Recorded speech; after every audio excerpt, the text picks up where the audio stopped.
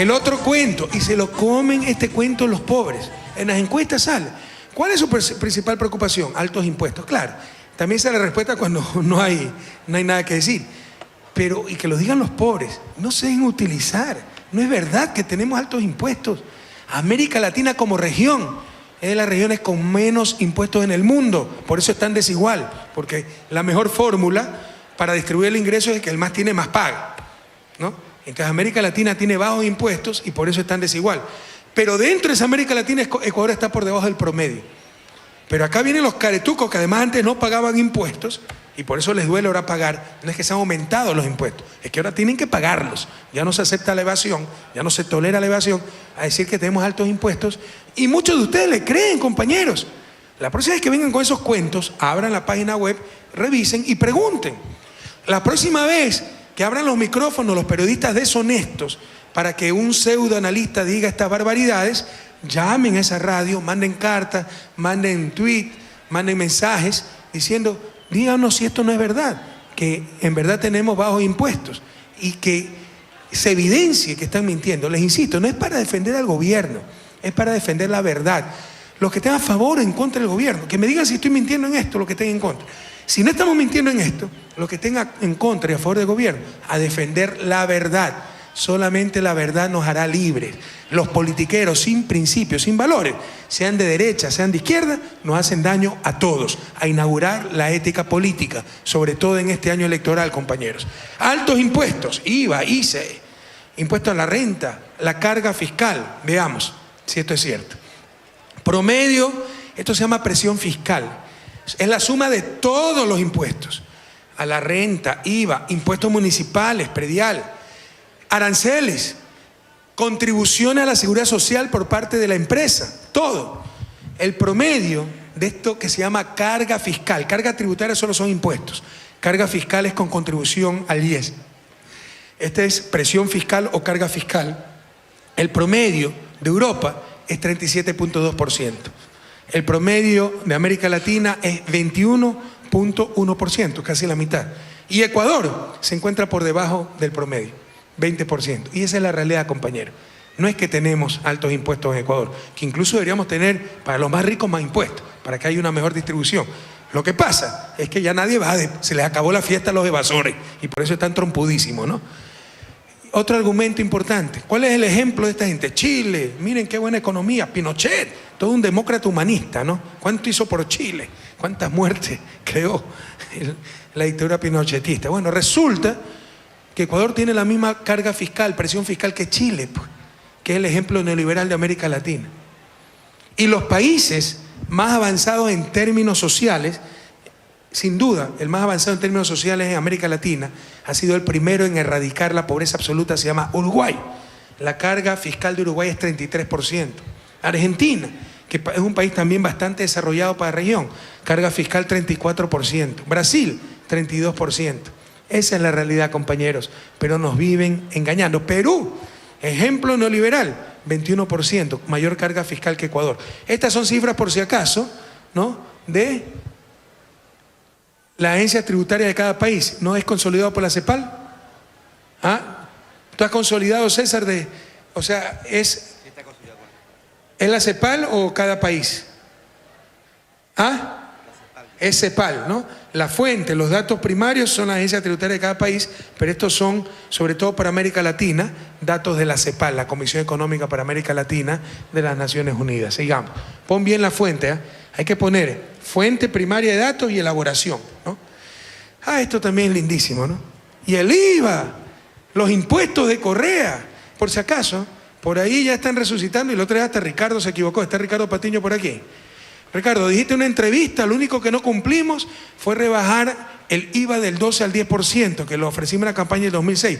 Pero te olvidaste que cuando lo íbamos a bajar se abrió un debate, los mismos empresarios se opusieron, a ciudadanía, a los medios de comunicación, y yo dije, perfecto, no bajamos el IVA, pero eliminamos impuestos a consumo especiales de las llamadas telefónicas, fijas y celulares, y eliminamos el 10% de recargo en la planilla eléctrica comercial. Entonces no se le bajó el IVA como lo ofrecimos en el 2006, pero le explicamos al pueblo ecuatoriano, hubo consenso social para rebajar esos otros dos impuestos. Y eso te olvidaste. ¿No? Ya. De acuerdo, Presi. Había dicho antes que habíamos quitado los impuestos. Tal vez no lo relacioné en ese momento, pero había dicho que habíamos quitado muchos más impuestos de los que se habían puesto. Sí, pero del 12 al 10% no fue una promesa incumplida. Yo lo quise hacer, reclamó todo el mundo. Así es. Llegamos, hubo una gran discusión, revisen los medios de esa época, y llegamos a un acuerdo implícito en que en lugar de rebajar 2 puntos del IVA, sacamos el impuesto, el ICE a las llamadas telefónicas y sacamos el 10% para Ferún en las planillas comerciales eléctricas. De acuerdo, pero además fue una insistencia de las mismas cámaras que decían que no se bajara el IVA, porque si no después iba a tener que hacerse un aumento. Y totalmente de acuerdo con usted, Presi, de haberlo precisado en ese momento. Pero mira, sinceramente... Lo dije anteriormente, que habíamos reducido muchísimos más impuestos y que después los impuestos que se han hecho han sido impuestos para preservar la estabilidad del país y para preservar la dolarización, justamente. Sí, pero no te me hagas el loco. Lo que yo te estoy diciendo es que también cumplimos lo del 12 al 10% del IVA. Con un cambio. Porque, mira, para el discurso de los 9 años de Revolución Ciudadana, yo soy temático, por eso paso las noches en blanco, por eso ningún discursero me dura en Carondelet, porque soy muy exigente con mi discurso. Me puse a revisar todos los discursos, de posesión, etcétera. Revisen, yo los invito, revisen, invito a los opositores, revisen el discurso que yo di cuando asumí el mando el 15 de enero del 2007. Todo lo que dijimos en ese discurso lo hemos cumplido, compañeros. Esa es la Revolución Ciudadana. Ya tenemos presidente, tenemos a Rafael. Ya tenemos presidente. ¿Sabes? El único que, entre comillas, nos faltaría, el Banco del Sur.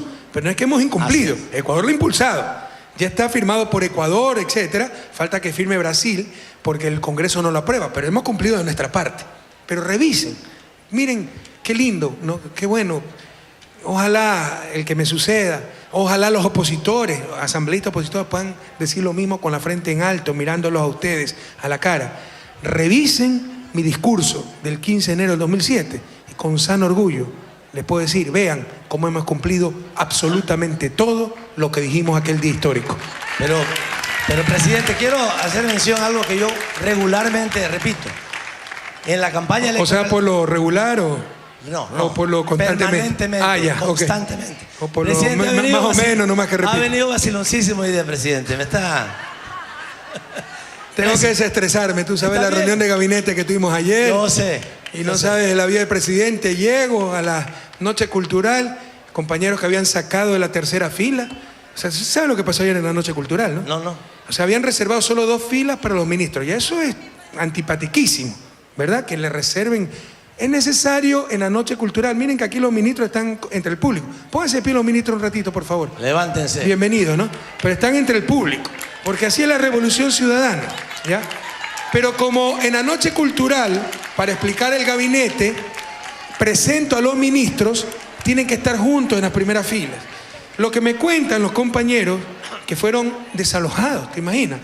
Es que habían separado solo las 2 primeras filas. Entonces la gente se sentó en la tercera fila y como contaron la avanzada protocolo que no alcanzaban la silla, no encontraron mejor solución que decirle a los que estaban en la tercera fila que se levanten y se vayan. Y de una forma bastante grosera me indican. ¡Qué vergüenza! Les pido 1000 disculpas a esos compañeros. Esa no es la forma de actuar de la Revolución Ciudadana. En vez de poner una fila delante de sillas, decirle a los ministros, bueno, se van a tener que sentar por atrás. No, sacar a la gente. Cuando la culpa era nuestra, no estaban reservadas esas sillas. Entonces, cuando uno va escuchando eso, qué difícil es mantener la alegría. Ahora sí, también por farrear me acosté 2 de la mañana, en verdad me dormí a las 3. A las 6 de la mañana a bicicletear, más de 20 kilómetros, estamos extenuados. Qué difícil es mantener la alegría. Sin embargo, veo al Mashi y me llena de alegría Mashi, así que gracias. Presidente, lo que estaba comentando es que lo que usted dice, no le enfoquen, hoy sí me quitan la alegría del susto. Lo que usted dice de que hemos cumplido todo, tiene que ver con un antecedente. Que en la campaña electoral del 2006 nunca usamos la demagogia. Yo recuerdo, porque era el responsable del manejo político de la campaña, compañeros nos preguntaban, nos decían, el presidente Correa podría ofrecernos esto y esto otro. No, compañeros, esto podemos ofrecer. Y siempre que lo veíamos contigo decíamos, esto podemos cumplir, eso podemos ofrecer. Y nunca nos excedimos. Y todo, exactamente todo lo que ofrecimos lo cumplimos. Y recuerdo, Presi, cuando ganamos las elecciones, ¿se acuerda? Al día siguiente estábamos ya en una reunión y usted nos dijo, a ver, todos los compañeros que han estado trabajando en la campaña, que me digan todo lo que ofrecimos, lo ponemos en una lista y comenzamos a preparar todo para cumplirlo el primer día de nuestro gobierno. Pero no solo eso. Eso es trabajar responsablemente. Qué lindo. Hay Momentos otra- históricos, porque esa era la trampa para decepcionar a la gente. Yo asumí el gobierno el 15 de enero. El 31 de enero había que presentar el presupuesto a la Asamblea. En ese entonces, ya todo cambió con la nueva Constitución. 31 de enero. Entonces, un gobierno que entra el 15 de enero, ¿cómo va a ser en 2 semanas un presupuesto? Era mandar el presupuesto el año anterior. Y esa era la trampa para seguir haciendo lo mismo de siempre. ¿Saben cómo superamos la trampa? Decreté, creo, como 9 estados de emergencia que me permitían mover la plata de cualquier lado, excepto educación y salud, y con eso cumplimos lo que ofrecimos al pueblo ecuatoriano, compañeros. Y recuerdo que las preguntas que más hacían los periodistas, su disposición fue clarísima. Una de las ofertas era aumentar del 15 al 30 dólares el bono de desarrollo humano. Y los periodistas decían, ¿de dónde van a sacar esa plata? ¿Cómo van a sacar esa plata si hay una crisis? Siempre había crisis financiera y siempre faltaban a su palabra los gobiernos. Yo les dije, no se preocupen, el 1 de febrero, en el siguiente pago, se pagará. Y sacamos justamente los recursos porque este gobierno ya no siguió pagando la deuda externa como se pagaba, ya no siguió poniendo otras prioridades, sino que pusimos las prioridades en la gente. Así es que esta es la razón por la cual este gobierno tiene credibilidad, porque somos serios, somos responsables y no andamos diciendo mentiras a la gente. Sí, pero no te más de loco, que también cumplimos el 12% al 10% del IVA. Otra vez me van a llevar al manicomio, presidente. Sí, en vez de reducir veces esos 2 somos- puntos, redujimos el ICE, eliminamos el ICE a llamadas telefónicas y a tarifas eléctricas. Bueno, por si acaso una precisión, los datos tributarios de presión tributaria no es CEPAL, es CIAT, ese es el Centro Interamericano de Administraciones Tributarias. Vamos rapidito, que aquí quitó mucho tiempo, Patiño. Ya. Valor agregado, por Dios, reacciones, pueblo ecuatoriano. Demasiados impuestos. En promedio, en Europa, el IVA es 21.6%. Ustedes tienen países como Suecia, Dinamarca, los países más desarrollados del mundo, 25% de IVA. A ver, busquemos aquí uno. Bélgica, 21%. España, 21%. En América Latina el promedio es 14.8%. Ustedes tienen países como Argentina, que tiene 21%. Como Chile, que tiene 19%. Perú, 18%. Colombia, 17%. Nosotros somos uno de los 3 IVAs más bajos de América Latina, 12%. El promedio de Europa, prácticamente el doble. El promedio de América Latina, 15%, Ecuador, 12%. Pero no solo eso, porque alguien puede decir, sí, pero los pobres tienen que pagar IVA, es lo que se llama un impuesto indirecto, cae sobre la transacción, sobre el bien, no sobre la persona. No es que el rico paga más, aquí el que compra una silla paga 12%, sea rico o pobre. Entonces, por eso no es redistributivo el IVA, no es un impuesto. Los impuestos indirectos no son redistributivos, no son progresivos. A no ser de que haya algunas modificaciones, como en nuestro caso, lo cual sí permite que sea progresivo parcialmente. ¿Por qué? Sigamos. Estudiantes de economía, atentos, aprendan. Porque la mayor parte de la canasta de consumo básica, lo que consumen los pobres, no paga IVA.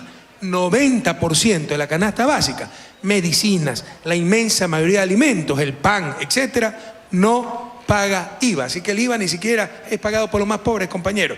Esa es la realidad. Y muchas veces los mismos pobres se dejan convencer por los ricos y demasiados impuestos. Eso es una falsedad. Sigamos. Otra cosa, impuesto a la renta. Antes, el padre de familia, como siempre les he dicho, 6 hijos, la suegra enferma a cargo, ganaba $1.000 mensuales, pagaba exactamente el mismo impuesto que el soltero sin ninguna carga, lo cual era tremendamente injusto. Ahora ese padre de familia puede descontar salud, educación, etc. Si no descuenta nada, tiene que ganar más de $930 para empezar a pagar impuestos. Y cuidado, no es que gana $1.000 y paga impuestos sobre los $1.000, no, paga impuestos sobre 1.000 menos 930, es decir, sobre $70 se paga el impuesto. ¿Sí estamos claros? Pero hay que ganar $930 mensuales sin deducir nada para empezar a pagar impuesto a la renta. Pero deduciendo todo lo que se puede deducir en salud, educación, vestimenta, arriendo, se puede ganar $2.295 mensuales para empezar a pagar impuesto a la renta. Por eso, aún la gran mayoría del pueblo ecuatoriano ni siquiera paga impuesto a la renta. Esa es la verdad. Hay que ganar más de $2.295. Los pobres no ganan pues $2.295. Entonces tenemos un sistema mucho más justo, mucho más progresivo y bastante suave, porque la gran mayoría del pueblo ecuatoriano no paga impuesto a la renta. Sigamos. No sé si esté Jimenita por ahí para que me dé el porcentaje de la familia que paga impuesto a la renta. Pero por último, miren, la mejor prueba, y cuando vaya un estos farsantes a decirles muchos impuestos, alcen la mano, queridos jóvenes, estudiantes de economía, y hagan esta propuesta para ver si la firman. Y de acuerdo, volvamos al sistema anterior y vamos a ganar mucho más plata, vamos a recaudar mucho más, porque son mucho más los impuestos que se han eliminado que los que se han creado. Por supuesto, cuando se elimina un impuesto, no es noticia, o lo sacan como pie de página. Cuando se crea un impuesto, hacen un escándalo terrible, así sea un impuesto para protección ambiental, para redistribución, para estabilidad macroeconómica y no para recaudación. Pero permítanme recordarles, por favor, atentos, para que no nos engañen, les insisto, tenemos un problema como pueblo ecuatoriano. Tenemos demasiado buen corazón y demasiada mala memoria, nos olvidamos rápido las cosas. Recordemos un poquito, cuando llegamos al gobierno, ya, solo habían 300 partidas con aranceles cero, ¿no? Hoy son 2.709, casi 3.000. Eso nos cuesta. O sea, si tuvieran aranceles como tenía en el 2006, esas partidas de importación nos estarían generando $425 millones. Recibimos ya nada porque no tienen aranceles. Eso nadie lo dice. Antes las partidas cero aranceles eran 300, ahora son casi 3.000. El ICE, telefonía celular, ¿se acuerdan o no se acuerdan que pagaban 15% por llamada de celular, por llamada de telefonía fija? Eso nos estaría dando casi $400 millones. Nos da cero. Eliminamos ese impuesto precisamente para cumplir la promesa de rebajar el IVA. En vez de rebajar el IVA, eliminamos este impuesto. Reducción de la tarifa de impuesto a la renta para sociedades. Se redujo del 25 al 22%. Eso nos cuesta $340 millones. Los comerciantes, los industriales, fíjense lo absurdo que era el país, tenían que pagar, si la tarifa era eléctrica era $3.000, $300, 10% para el famoso FERUM, Fondo de Electrificación Rural Marginal, FERUM. Nosotros sin FERUM, sin nada, hemos electrificado todo el país, compañeros, porque sabemos hacer las cosas.